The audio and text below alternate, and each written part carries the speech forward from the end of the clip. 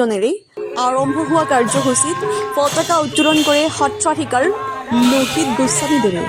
তাৰ পাছতে মৰিগাঁও জিলাৰ বিভিন্ন ঠাইৰ ধৰ্মপ্ৰাণ ৰাইজৰ উপস্থিতিত আৰম্ভ কৰে বৃহৎ ধৰ্মীয় শোভাযাত্ৰা। বিভিন্ন ইতিহাস তথা ধৰ্মীয় প্ৰবাদেৰে ভৰপূৰ শ্ৰী শ্ৰী গোপাল কৃষ্ণ থানৰ বছেৰেকীয়া মহাপালনাম ভাগে 40 বছৰত ভৰি দিলে। প্ৰবাদ আছে যে 1950 চনৰ বৰ ভূমিকম্পত সৃষ্টি হৈছিল এটি প্ৰকাণ্ড গাঁতৰ, আৰু তাৰ পাছৰ পৰাই প্ৰতিষ্ঠা হোৱা শ্ৰী শ্ৰী গোপাল কৃষ্ণ থানৰ পূব দিশত আজিও সংৰক্ষণৰ অভাৱত পৰিত্যক্ত অৱস্থাত সেই ঐতিহাসিক পৌৰাণিক পুখুৰীটো মুখ্যমন্ত্ৰী তথা অসম চৰকাৰক সংৰক্ষণৰ বাবে আহ্বান জনাই মন্দিৰ পৰিচালনা সমিতিয়ে। মৰিগাঁৱৰ পৰা ধীৰেন মেধিৰ ৰিপৰ্ট।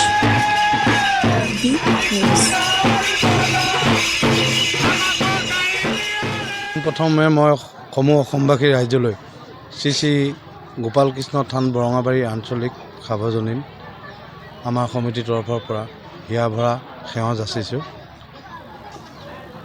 আমাৰ দেউতাহঁতৰ দিনৰ পৰা আমি এই মন্দিৰভাগ দেখা পাইছিলোঁ, আৰু তেখেতসকলৰ তত্বাৱধানতেই মন্দিৰভাগ আৰম্ভ হৈছিলে, আৰু এই আজি 40 বছৰ ভৰি দিলে।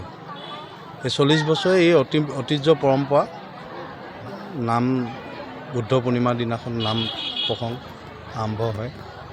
আজি সেই উপলক্ষে আমি 4 দিনীয়া কাৰ্যসূচীৰে আমাৰ শ্ৰী শ্ৰী গোপাল কৃষ্ণ থানৰ 40তম নামভাগ পাতিবৰ কাৰণে স্থিৰ কৰিছোঁ।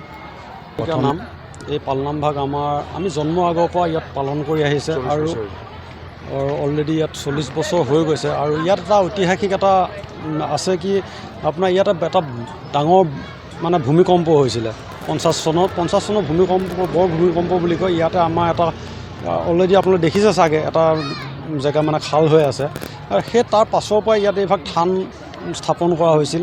আৰু এইটো এটা একতা মিলনভূমি। আমি এনেকুৱা নহয় যে অকল ইয়াত আমাৰ 2-3খন গাঁও লগ লাগি পেলাই আমাৰ এই অনুষ্ঠানভাগ পতা হৈছে। এই অনুষ্ঠানভাগ নাই বুলি 50-60খন গাঁও ইয়াত জড়িত হৈ আছে, আৰু বিভিন্ন ধৰণৰ আমাৰ ইয়াতে কোনো ধৰণৰ সাম্প্ৰদায়িকতাৰ কথা নাই। বোলে কোচ, বামুণ, লালুং, ইয়াত তেনেকুৱা কোনো কথা নাই। বাওৱাৰীত একদম ধুনীয়াকৈ এই বছৰ বছৰ ধৰি এই ধৰণে আমাৰ পালন কৰি আহি আছে।